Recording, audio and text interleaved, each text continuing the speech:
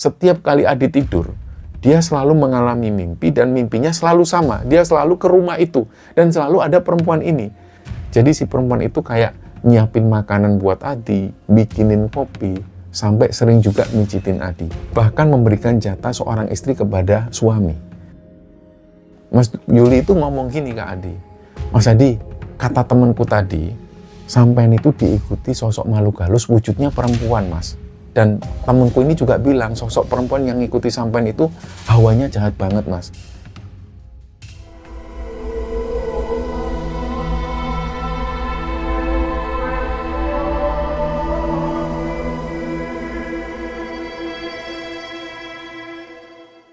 Bismillahirrahmanirrahim. Assalamualaikum warahmatullahi wabarakatuh. Sobat Kembara Sunyi dimanapun teman-teman berada.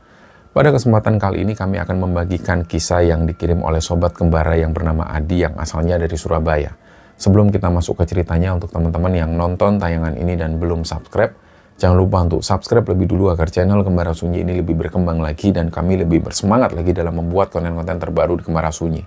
Dan untuk teman-teman yang telah mendukung kami sejauh ini, kami mengucapkan terima kasih banyak. Semoga amal kebaikan teman-teman dibalas kebaikan berlipat oleh Allah Subhanahu wa Ta'ala.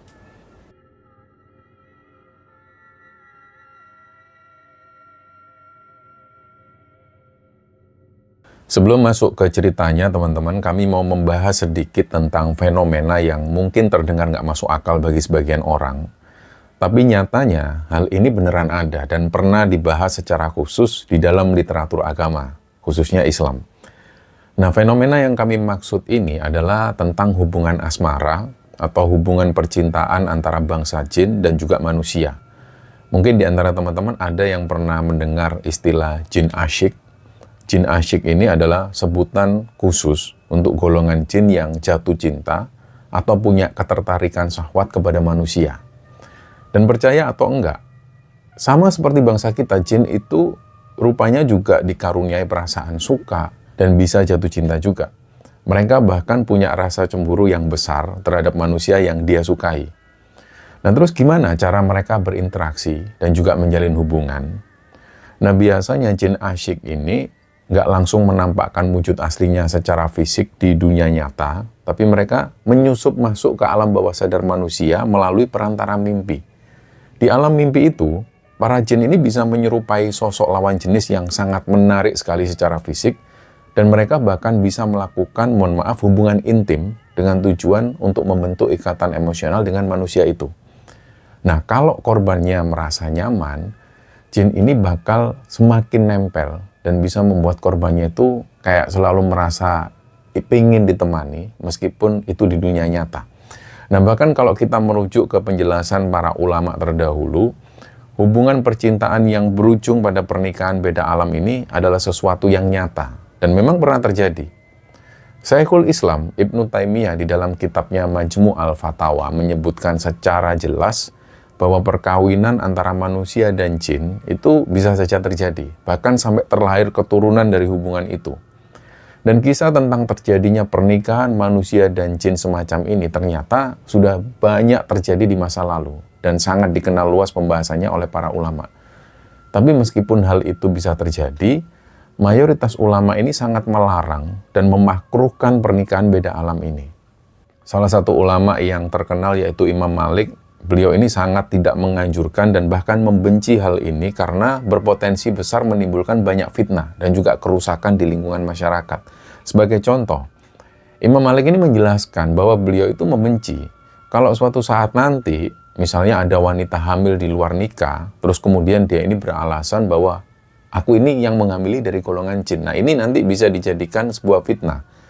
Jadi Imam Malik membenci hal ini. Selain itu, tujuan dasar dari sebuah pernikahan ini kan untuk menggapai ketentraman dan juga rasa kasih sayang.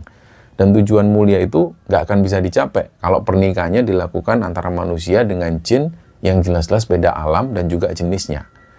Nah, kenapa di sini kami cukup panjang menjelaskan soal jin asyik dan juga hubungan antara manusia dan jin? Karena kisah yang bakal kami bagikan ini di episode kali ini itu benar-benar berkaitan dengan fenomena tersebut. Jadi teman-teman, yang membagikan kisah Mas Adi ini itu adalah Mas Benny Noveri.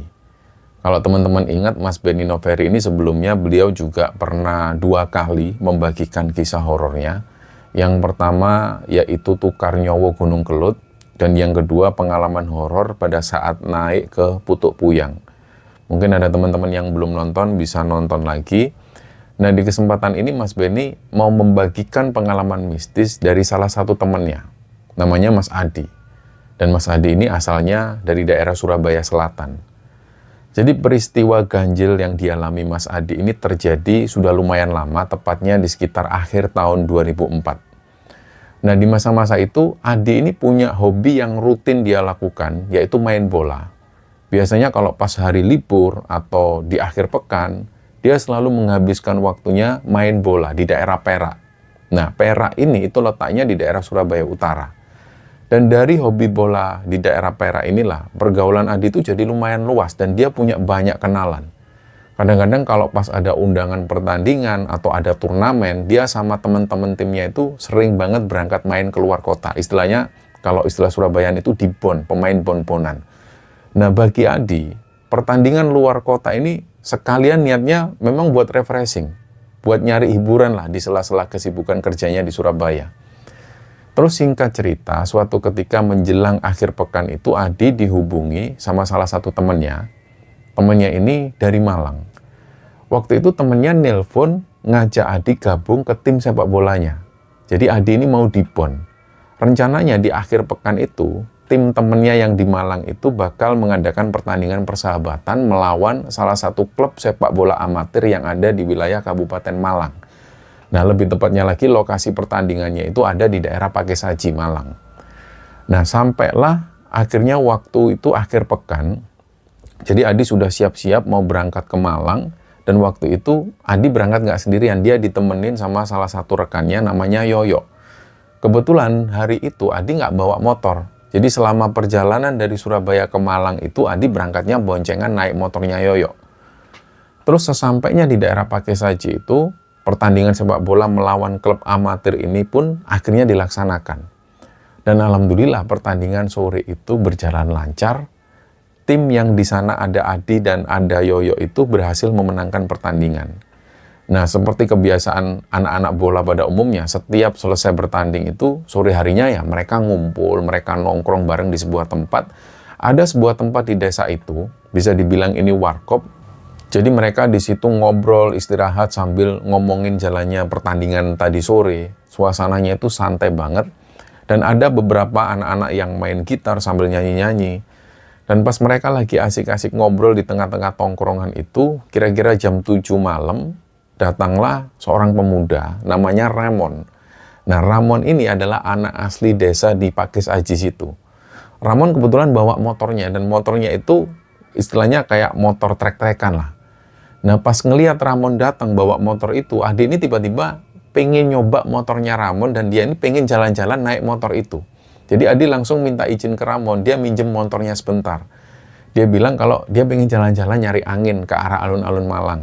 Akhirnya Ramon pun ngasih kunci motornya ke Adi, berangkatlah Adi ini sendirian bawa motornya Ramon menuju ke alun-alun Malang. Nah, di alun-alun Malang itu lumayan lama. Dia puas-puasin menikmati suasana malam di sekitaran kota Malang itu, dan nggak kerasa ternyata sudah larut malam. Dan ketika dia sadar ini sudah malam, dia langsung gas balik menuju ke tempat tongkrongan tadi. Nah, inilah perjalanan pulang menuju ke tempat tadi itu, Adi agak bingung.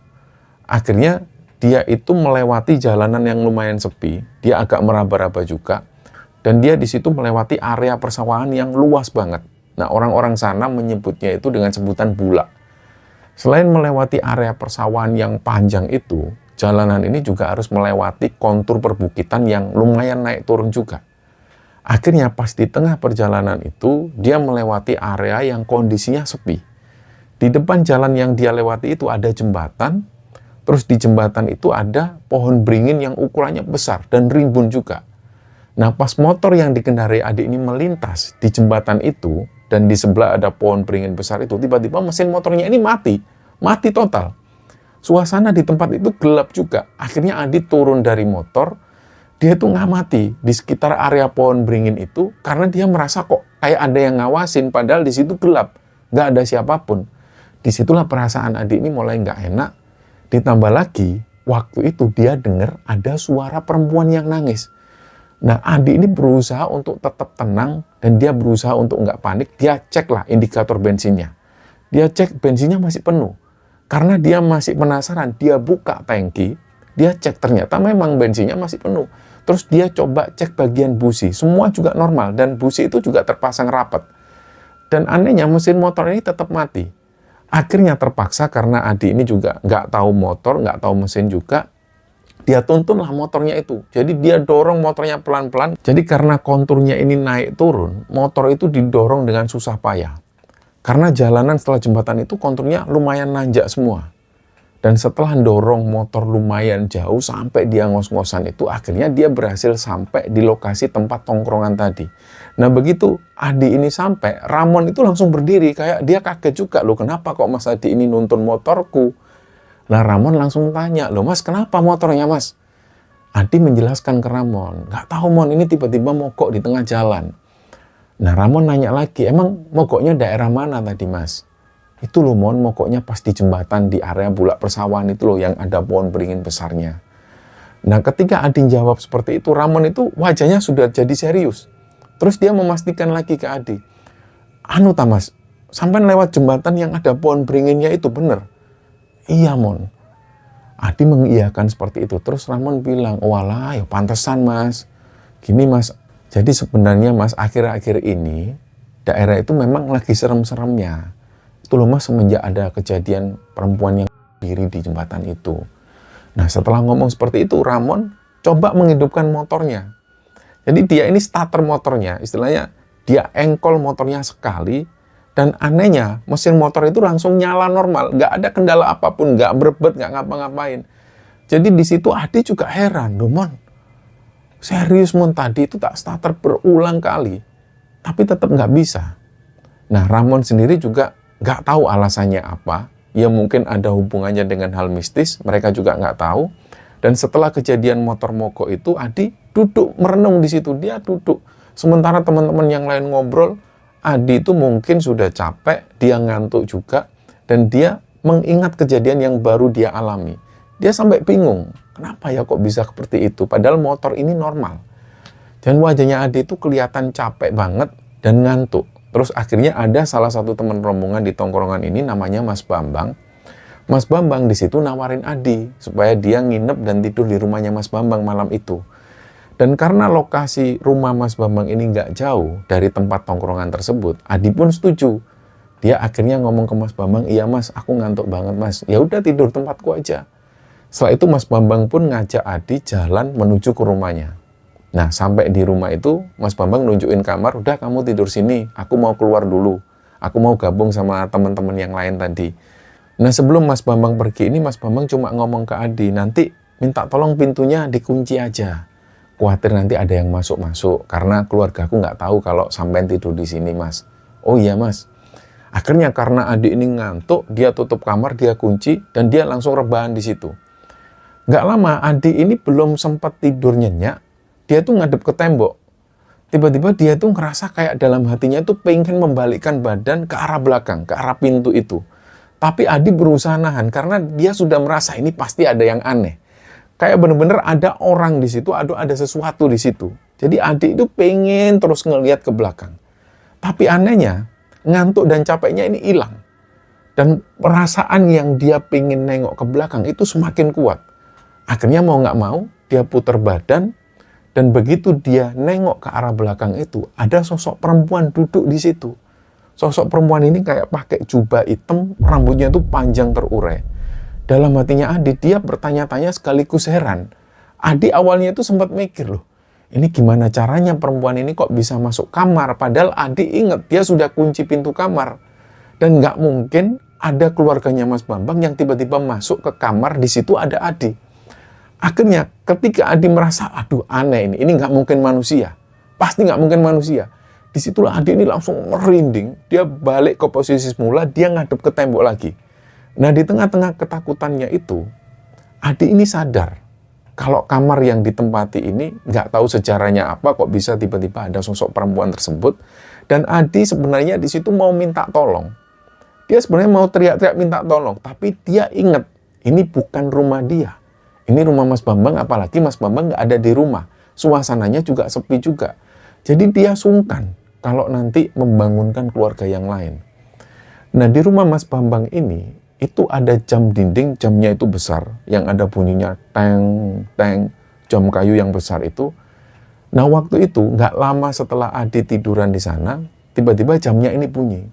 Teng, ternyata jam 1. Nah, Adi di situ merasa, kayaknya aku tadi masuk itu kira-kira jam 12-an lebih. Nah, ini berarti sudah sekitar setengah jam perempuan itu tadi duduk di situ. Mungkin dia sudah nggak ada lagi. Akhirnya, Adi ini berbalik lagi. Karena dia capek juga ngadep ke tembok, dia berbalik badannya lagi. Ternyata sosok perempuan itu masih ada di situ. Dia tetap duduk di posisi yang sama kayak nunduk. Dia masih pakai jubah hitam, rambutnya masih kelihatan panjang. Di situ Adi takut, tapi dia nggak bisa ngapa-ngapain. Akhirnya dia berbalik arah lagi ke tembok. Dia coba pejamkan mata dan pura-pura tidur. Jadi dingorok-ngorokin. Supaya sosok perempuan ini tahu kalau Adi tidur. Tapi waktu itu, rasanya waktu itu kayak berjalan lama banget. Mata memang dimerem-meremkan. Tapi waktu itu nggak bisa bohong. Waktu itu terasa lama banget. Sampai pada akhirnya jam ini bunyi lagi. Teng, teng. Ternyata jam 2 malam. Nah, Adi berpikir dia sudah 1 jam ini ngadep seperti ini terus. Bahkan 1 jam lebih. Dalam hatinya dia berharap banget sosok perempuan yang tadi dia lihat sudah nggak ada lagi. Jadi akhirnya Adi berbalik lagi ke situ. Ternyata perempuan itu masih duduk di sini. Dan begitu Adi ngadep ke sana, sosok perempuan ini masih ada. Perempuan ini kayak megang sesuatu. Terus tangannya itu gerak. Nah, pada saat itulah ada benda yang dilemparkan oleh sosok perempuan ini dan itu benar-benar mengenai tembok dan suaranya kenceng. Berak. Benda itu kena tembok dan hampir kena kepalanya Adi. Disitulah Adi benar-benar lemas, nyalinya langsung ciut. Dia nggak berani lagi membalikkan badannya sampai akhirnya dia dengar lagi bunyi jam. Teng, teng, teng, jam 3. Nah, Adi waktu itu penasaran. Dia mau membalikkan badan lagi, dia pengen ngecek lagi. Masa iya sih perempuan ini masih ada di situ? Dan akhirnya Adi pelan-pelan membalikkan badan lagi. Sosok perempuan itu masih ada di sana dan si perempuan ini yang tadinya duduk, posisinya sudah berubah. Pas Adi noleh, wajahnya itu dihadapkan ke wajah Adi persis. Nah, dari situlah Adi ini benar-benar gak bisa gerak. Gak lama kemudian, dia mendengar ada suara sholawatan dari masjid. Nah, di situ Adi ini sudah agak tenang. Barulah di situ Adi noleh lagi, perempuan itu sudah nggak ada. Barulah Adi langsung nyalakan lampu dan dia langsung keluar kamar. Ternyata pas Adi mau buka pintu kamar, Mas Bambang ada di situ. Mas Bambang ini ternyata mau masuk kamar juga. Nah, mereka berdua sama-sama kaget pas-pasan di pintu itu. Mas Bambang nanya, "Loh, kok udah bangun, Mas? Nyenyak nggak tidurnya, Mas?" Karena Adi ini orangnya nggak enakan, dia berusaha menyembunyikan rasa takutnya itu. Adi nggak mau Mas Bambang kepikiran, atau nanti Mas Bambang ngerasa nggak enak. Jadi Adi bohong di situ. Adi jawab, "Alhamdulillah nyenyak kok Mas, nyaman banget tidurnya." Terus Mas Bambang tanya, "Nggak lanjut tidur lagi tak Mas? Ini belum subuh loh." Terus Adi bilang, "Nggak usah Mas, aku udah nggak ngantuk lagi." Terus Mas Bambang ke dapur, dia bikin 2 gelas kopi. Akhirnya mereka menuju ke ruang tengah sambil minum kopi dan ngobrol-ngobrol di situ. Dan setelah kopi ini habis, Mas Bambang pamit tidur. Setelah Mas Bambang masuk kamar, Adi sendirian di teras. Dia duduk-duduk di situ sampai dia mendengar adzan subuh berkumandang. Dan setelah adzan itu, Adi masih duduk di situ. Sampai matahari terbit, sampai dia ngelihat ada anak-anak sekolah yang mulai berangkat ke sekolah. Nah, kira-kira sekitar jam 7 pagi, nggak lama Yoyo ini datang ke rumah Mas Bambang. Dia sudah bawa motor. Adi pun langsung berkemas-kemas. Setelah itu Adi pamit ke Mas Bambang. Dia ngucapin terima kasih. Dan kemudian mereka langsung pulang menuju ke Surabaya. Nah, singkat cerita, sampailah mereka di Surabaya. Dan di situ ya mereka menjalani aktivitas seperti biasa. Kehidupan Adi pun juga berjalan normal seperti biasa. Dia berangkat kerja ke kantor seperti hari-hari biasanya. Dan pas malam harinya, ketika Adi ini tidur, dia itu mengalami mimpi. Dan ini untuk pertama kalinya Adi mengalami mimpi. Mimpinya itu kayak nyata banget. Jadi di dalam mimpinya itu Adi merasa dia ini jalan dan masuk kayak ke sebuah bangunan rumah. Tapi kondisi rumah ini belum sepenuhnya jadi. Jadi masih ada batu bata, masih semenan seperti itu. Dan rumah ini bentuknya masih berubah, dinding tembok batu bata merah yang belum disemen. Dan lantai ubinnya juga masih belum dipasang keramik, cuma alas plesteran kasar. Nah, Adi jalan, dia masuk ke rumah itu, akhirnya di dalam itu dia ngelihat ada 3 kamar. Adi ini ngecek kamar pertama, jadi kamar itu dicek satu persatu. Dia masuk ke kamar pertama, karena ini belum ada pintu, dia masuk ke kamar pertama itu biasa, dia lihat kamarnya ini kosong, nggak ada apapun di situ. Terus dia jalan lagi masuk ke kamar yang kedua. Kamarnya juga kosong, nggak ada apa-apa. Sampai akhirnya dia masuk ke kamar yang ketiga. Nah, di kamar yang ketiga inilah Adi ngelihat ada sosok perempuan di situ. Tapi perempuan ini membelakangi Adi. Rambutnya panjang. Karena penasaran, di mimpinya itu Adi jalan mendekat dan coba menyentuh bagian pundak dari perempuan ini. Dia penasaran, dia ingin tahu siapa ini. Nah, pas pundaknya dipegang, sosok itu noleh ke arah Adi. Disitulah wajah perempuan ini kelihatan, wajahnya itu cantik banget. Perempuan itu senyum ke Adi. Nah, setelah itu, Adi kebangun dari tidurnya. Awalnya Adi cuma mikir kalau itu cuma bunga tidur biasa. Tapi anehnya, kejadian mimpi ini berulang. Setiap malam, Adi selalu mimpi masuk ke dalam situasi yang hampir-hampir mirip. Lokasinya itu selalu ada di rumah yang setengah jadi itu. Dan dia selalu ketemu dengan sosok perempuan yang sama lagi. Dia lagi. Dan karena terus-terusan ketemu sosok perempuan ini, Adi dan perempuan itu jadi akrab dan dekat. Intinya setiap malam, setiap kali Adi tidur, dia selalu mengalami mimpi dan mimpinya selalu sama. Dia selalu ke rumah itu dan selalu ada perempuan ini. Nah, di dalam rentetan mimpi-mimpi itu, sosok si perempuan ini mulai sangat perhatian banget sama Adi. Perempuan itu mulai melayani Adi layaknya seorang istri. Jadi si perempuan itu kayak nyiapin makanan buat Adi, bikinin kopi, sampai sering juga mijitin Adi. Bahkan memberikan jatah seorang istri kepada suami. Nah, saking ngerasa nyamannya, Adi dapat perlakuan dan perhatian seperti itu di mimpi, kebiasaan Adi di dunia nyata ini sampai ikut berubah. Adi yang dulu itu biasanya seneng nongkrong sampai malam, itu di momen-momen itu, ketika dia sering ketemu si perempuan ini di mimpi, dia jadi jarang banget nongkrong. Jadi dia sering memutuskan pulang lebih awal ke rumah, dia pingin tidur lebih awal. Supaya dia ini cepat-cepat ketemu sosok perempuan ini. Dan pas mengalami peristiwa aneh ini, Adi itu selalu pengen cepat tidur supaya bisa ketemu sosok perempuan ini terus. Dan waktu pun terus berjalan, singkat cerita, dalam keseharian Adi di kantor, Adi itu akhirnya mulai dekat sama cewek. Nah, ceritanya si cewek ini ya memang teman kerjanya Adi.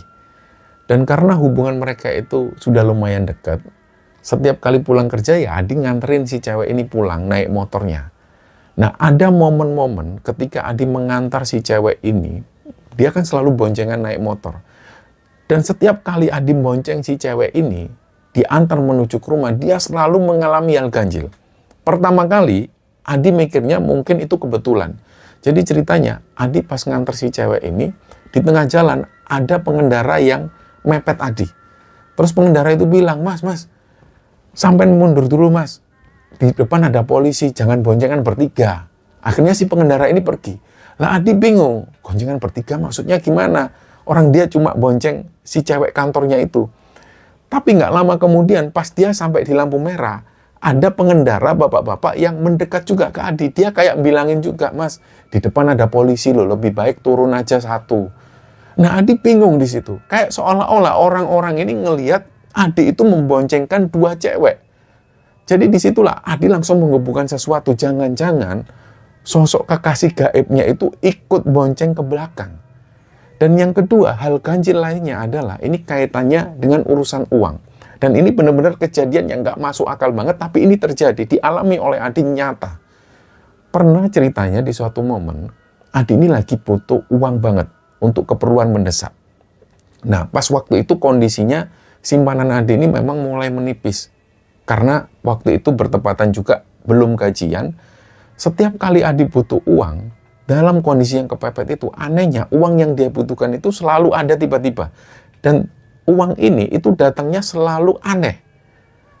Pernah suatu ketika, pas Adi ini lagi butuh duit, tiba-tiba di saku celananya itu terselip uang sekitar 500.000. Padahal Adi ingat betul, nggak mungkin dia menyelipkan uang sebanyak itu. Kalau dia selipkan uang ya paling sekitar 10.000 atau 5.000. Nggak mungkin ada uang yang sengaja diselipkan 500.000. Nah, waktu itu Adi ingat betul, pas dia berangkat kerja, sakunya ini kosong.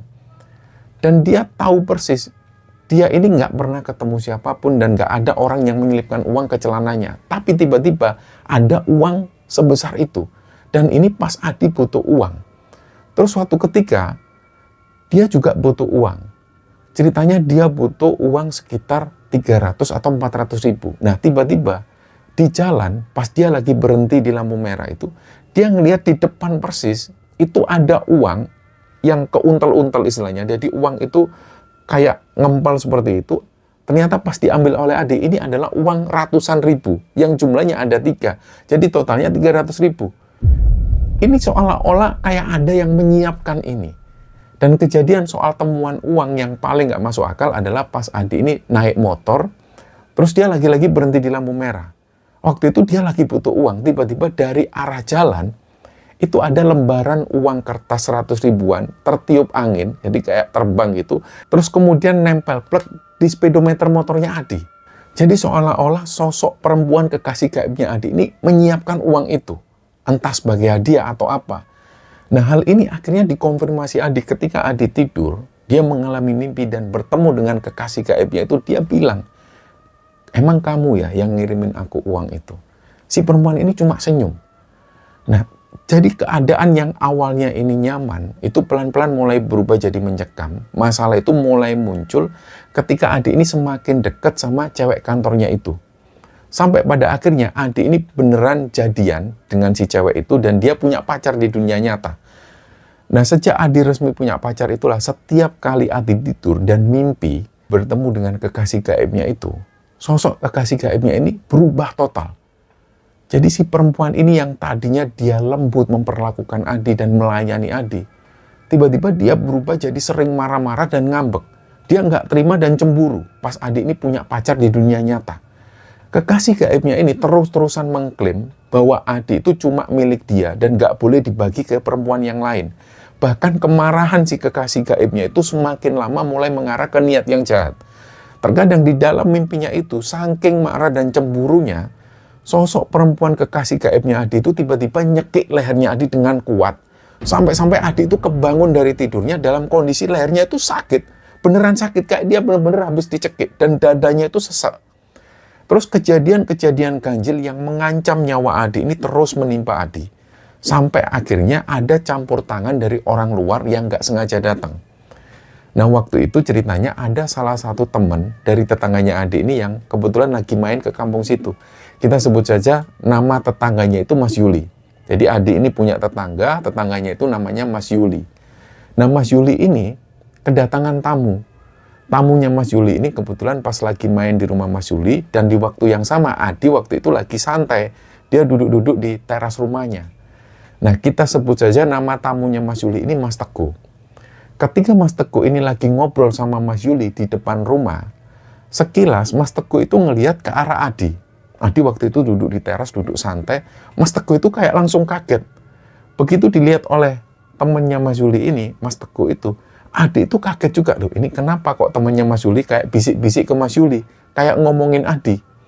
Singkat cerita, setelah Mas Teguh ini pulang, Mas Yuli itu nyamperin Adi. Disitulah Mas Yuli cerita terus terang kepada Adi, apa yang dibilang oleh Mas Teguh tadi. Mas Yuli itu ngomong gini ke Adi, Mas Adi, kata temanku tadi, kata Mas Teguh tadi, sampean itu diikuti sosok makhluk halus wujudnya perempuan, Mas. Dan temanku ini juga bilang, sosok perempuan yang ngikuti sampean itu hawanya jahat banget, Mas. Itu kalau dibiarin, sosok itu nanti bisa membahayakan sampean loh. Nah, nggak tahu kenapa Adi itu langsung percaya kata Mas Teguh, kata temannya Mas Yuli itu. Dan dari info ini, pikirannya Adi itu langsung kebuka. Dia langsung terus terang ke Mas Yuli waktu itu. Adi menceritakan semua rentetan kejadian ganjil yang dia alami dari awal. Mulai dari kejadian motornya mogok di dekat jembatan Pohon Beringin di Malang itu, dan akhirnya dia ditemui sosok perempuan cantik. Bahkan Adi juga cerita dia sering dikasih uang gaib. Semuanya diceritakan oleh Adi. Nah, di situ Mas Adi ini cerita ke Mas Yuli, Mas, kalau seandainya Mas Teguh itu kan punya kemampuan spiritual ya, Mas. Saya mau minta tolong, Mas, misalnya kalau Mas Teguh ada waktu, Saya ingin minta tolong ke Mas Teguh supaya sosok perempuan kekasih gaibku itu dijauhkan dari aku, Mas. Nah, Mas Yuli paham di situ. Udahlah, nanti tak kabarin Mas Teguh secepatnya. Pokoknya tak sampaikan semua keluhan sampean. Tapi ternyata sebelum Mas Teguh itu datang nolongin Adi itu, sosok kekasih gaibnya Adi ini sudah keburu ngamuk. Kayaknya dia sudah tahu. Dan ini kejadiannya itu benar-benar di dunia nyata, bukan di mimpi lagi. Waktu itu ceritanya Adi ini mules dan dia mau buang air. Dia jalan keluar rumah menuju ke toilet umum yang ada di kampungnya. Nah, teman-teman mungkin bertanya-tanya kenapa kok toiletnya ada di luar. Untuk sekedar informasi bahwa di tahun-tahun segitu, sebagian besar warga di kampungnya Adi ini memang belum punya WC pribadi. Jadi kalau ada warga yang mau mandi atau buang hajat, semua itu menuju ke ponten umum. Dan ponten-ponten semacam ini atau toilet-toilet umum semacam ini, dulu itu sering kita temui di kampung-kampung yang ada di Surabaya. Akhirnya sesampainya di ponten umum itu, Adi ngisi air ke bak toilet. Nah, di zaman itu timba yang dipakai di ponten umum ini itu belum pakai ember plastik seperti sekarang.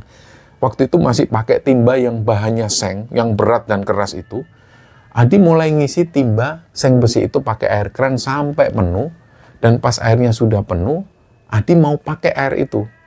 Tiba-tiba air di dalam timba seng itu langsung habis. Dan habisnya itu kayak keserap. Adi heran di situ. Dia langsung ngangkat timba itu, ngecek bagian bawah. Dia mikir ini jangan-jangan timba ini bocor. Tapi pas dicek, dibolak-balik, timba seng itu kondisinya masih utuh. Nggak ada bocor sama sekali. Nah, Adi mikirnya simpel. Mungkin tadi dia salah lihat. Atau dia masukannya itu nggak bener. Akhirnya dia ngambil timba seng yang lain di ponten itu, dia taruh di bawah keran, dan diisi lagi timba itu sampai benar-benar penuh. Nah, lagi-lagi pas air kerannya dimatikan, memang timbanya itu sempat penuh. Terus tiba-tiba air di dalam timba itu kayak langsung keserap lagi. Nah, di momen itulah pas Adi mau ngambil gagang timba seng itu lagi, tiba-tiba dari arah depan itu, dia ngelihat ada tangan. Pokoknya ada tangan pucet yang kayak meraih timba itu. Adi sempat kaget dan dia sudah nggak sempat mikir. Jadi begitu timba seng ini diraih, ternyata dia sempat ngelihat sosok perempuan kekasih gaibnya yang selama ini cuma muncul di mimpi. Waktu itu langsung berdiri di depan Adi persis. Dan ini kelihatan jelas nyata. Dan wajah perempuan itu bentuknya sama persis kayak yang ada di mimpi Adi. Tapi bedanya wajahnya itu kelihatan pucat banget kayak mayat. Matanya juga melotot, dia kelihatan marah banget waktu itu. Dan belum sempat Adi ini teriak, sosok perempuan itu langsung bertindak beringas. Timba seng yang di depan itu diambil sama sosok perempuan ini dan dipukul-pukulkan ke kepala Adi berkali-kali. Sampai di wajah Adi, sampai di kepala Adi. Dan ini nyata. Adi nggak berhalusinasi. Pandangan mata Adi itu langsung gelap. Dia langsung ambruk di situ. Dia pingsan di dalam ponten umum itu. Dan nggak tahu berapa lama Adi ini pingsan. Pas Adi mulai buka mata lagi, dia ngerasa ini kok wajahku kok kayak basah banget, kayak berkeringat. Dia risih. Jadi kayak dia risih lah di wajahnya itu, dia risih, ini ada apa?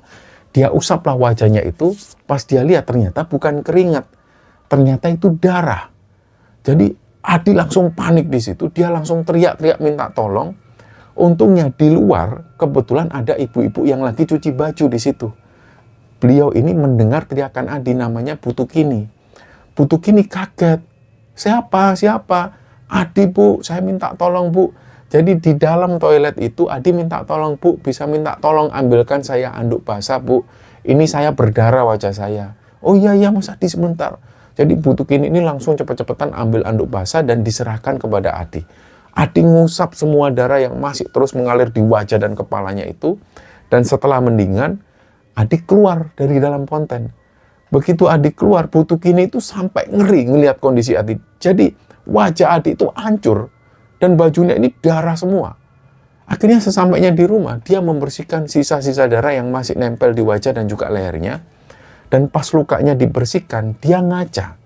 Adi ngelihat benar-benar ada luka robek di bagian kening, di bagian mulut. Lukanya benar-benar lebar dan menganga semua karena benturan ujung timba seng besi tadi. Akhirnya Adi ini ganti baju, dia ambil kotak P3K dan ngobati lukanya sendiri. Jadi keningnya yang robek itu dia tutup pakai perban. Dan setelah selesai ngobatin luka, ada kejadian yang aneh lagi.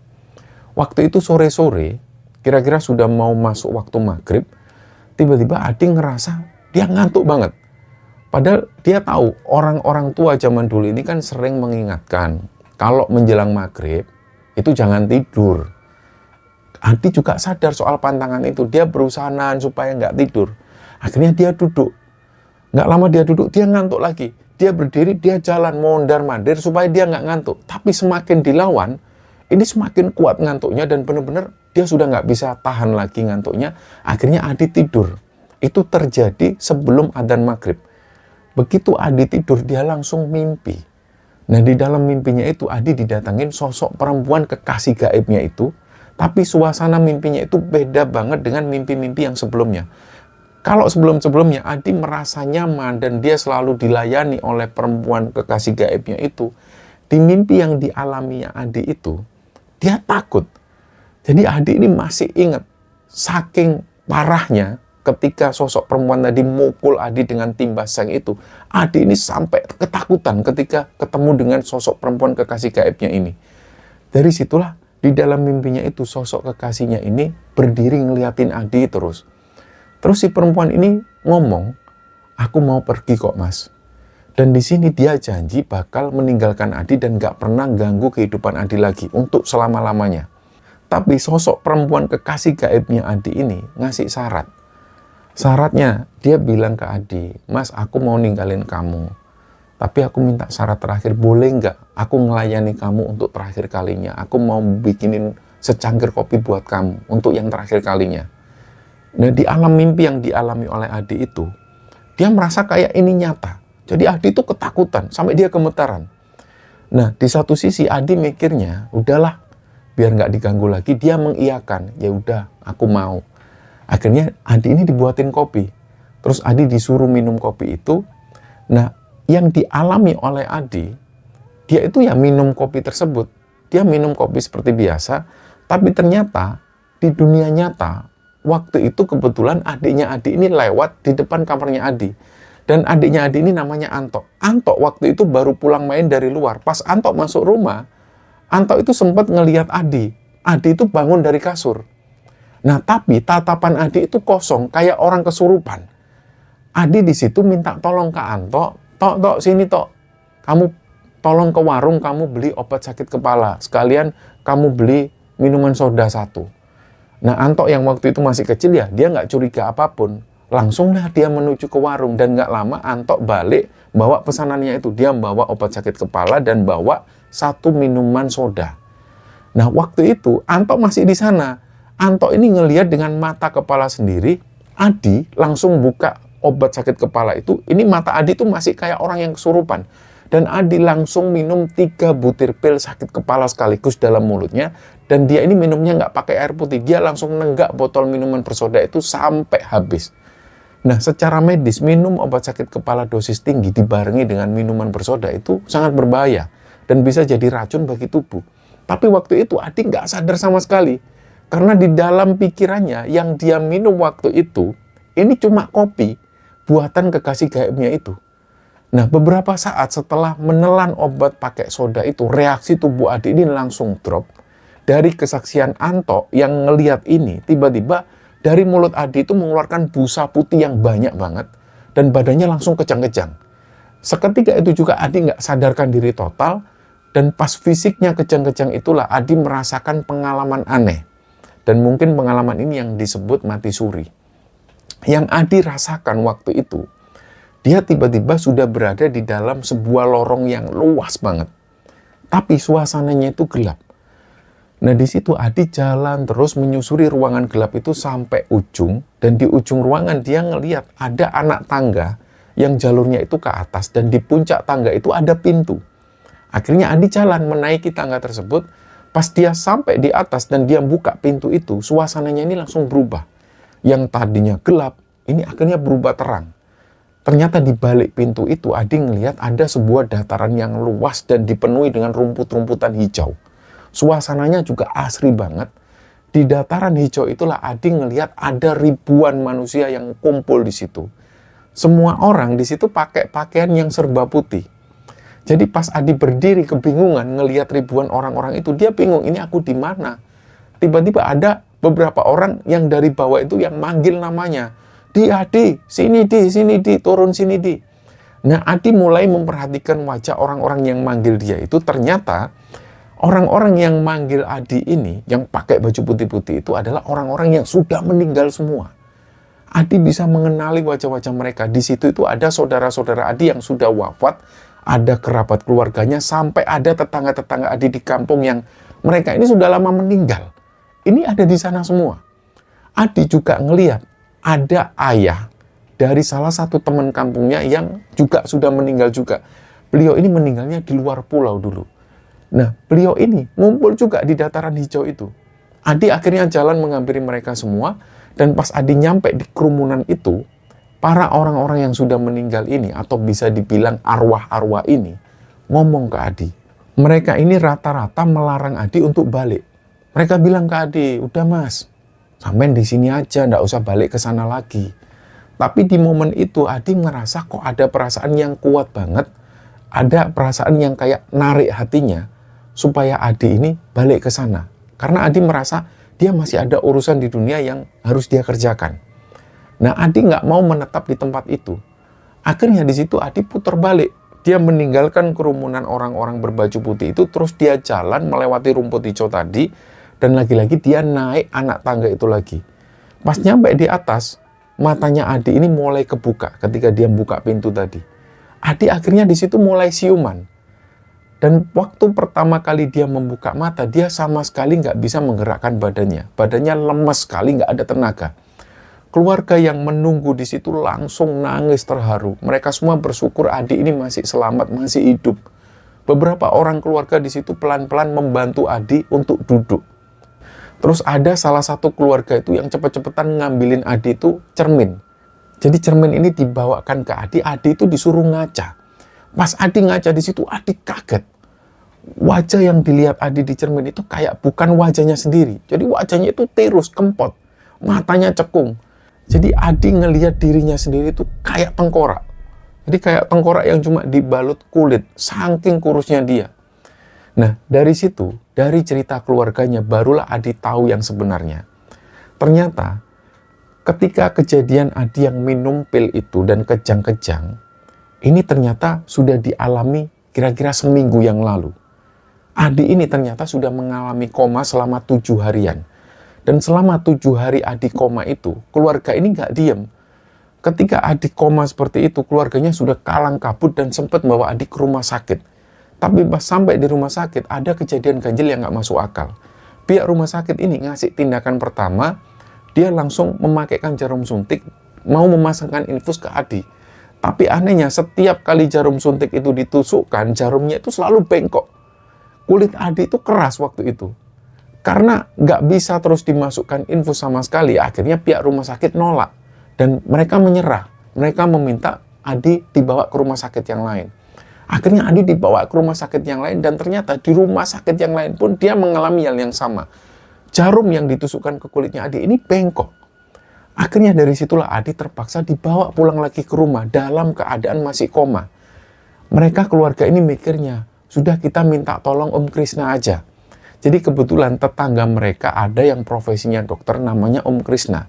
Om Krishna ini asalnya dari Bali. Om Krishna di situ membantu pakai peralatan medisnya untuk nyuntik Adi di rumah. Tapi hasilnya sama. Jadi waktu itu Om Krishna ini 3 kali menusukkan jarum ke kulitnya Adi, semua jarumnya itu bengkok. Awalnya melengkung terus bengkok, ada yang sampai patah. Jadi akhirnya selama 7 hari Adi koma itu, Adi ini nggak masuk asupan cair medis sama sekali. Makanya pas dia sadar, badannya itu langsung kurus kering kayak tengkorak. Tapi alhamdulillah Adi ini akhirnya bisa sadar lagi, dan setelah sadar, proses pemulihannya itu juga makan waktu yang lumayan lama. Jadi Adi ini pelan-pelan dia mulai belajar makan bubur, dan dia mulai mengumpulkan lagi tenaganya. Seiring berjalannya waktu, kondisi fisiknya ini mulai berangsur membaik dan dia kembali normal lagi. Di masa pemulihan itu juga Adi melanjutkan hubungannya sama teman perempuan di kantornya tadi, dan mereka berdua semakin serius pacaran, dan Adi sudah yakin dalam hatinya kalau perempuan ini adalah jodohnya.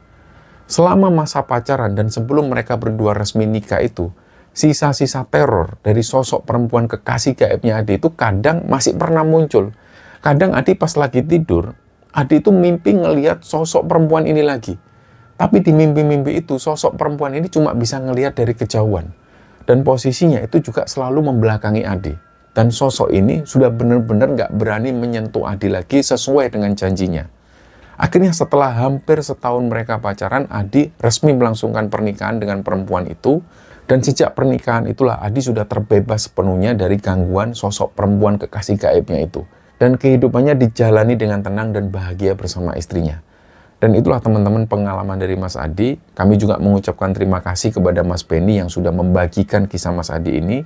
Semoga pengalaman Mas Adi bisa kita ambil hikmah dan bisa kita ambil pelajaran di dalamnya. Mohon maaf jika ada salah-salah kata. Wassalamualaikum warahmatullahi wabarakatuh.